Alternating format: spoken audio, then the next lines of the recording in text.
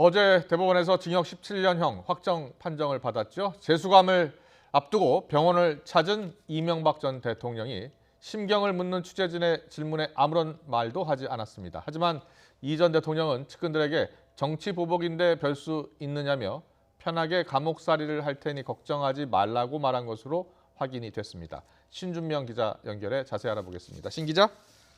네, 사회부입니다. 네.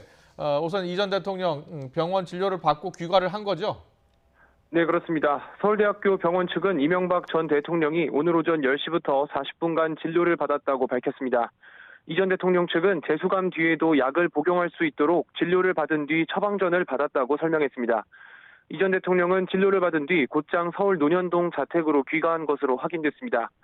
앞서 이 전 대통령은 오전 9시 20분쯤 자택에서 나서 서울 종로구에 있는 서울대병원에 도착했습니다. 대법 판결 뒤 처음으로 모습을 드러낸 건데 느린 걸음으로 부인인 김윤옥 여사의 부축을 받으며 병원으로 들어갔습니다. 취재진이 심정을 물었지만 이 전 대통령은 아무런 대답도 하지 않았습니다. 이 전 대통령 측은 이번 병원 진료가 예약되어 있었다며 당초 오늘로 예상된 재수감을 다음 주 월요일인 다음 달 2일로 늦춰달라고 검찰에 요청했습니다.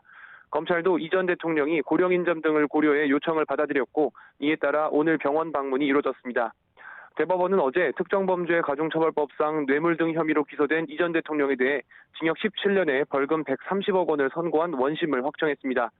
이에 따라 이 전 대통령은 다음 달 2일 서울중앙지검을 거쳐 서울 동부구치소에 재수감됩니다. 이 전 대통령이 취재진에게는 아무런 입장을 밝히지 않았는데요. 측근들에게는 걱정하지 말라는 답을 했다고요? 네, 그렇습니다. 어제 이 전 대통령 측은 법치가 무너졌고 나라의 미래가 걱정된다면서 대법원 판단이 공정하지 못했다고 지적하는 입장을 내놨습니다. 하지만 이 전 대통령이 어제 자택을 찾은 측근 30여 명에게는 이번 재판 결과는 정치 보복인 걸 다 아는데 별 수 있냐며 편하게 감옥살이 할 테니 너무 걱정하지 말라고 했다고 이 전 대통령의 측근은 전했습니다.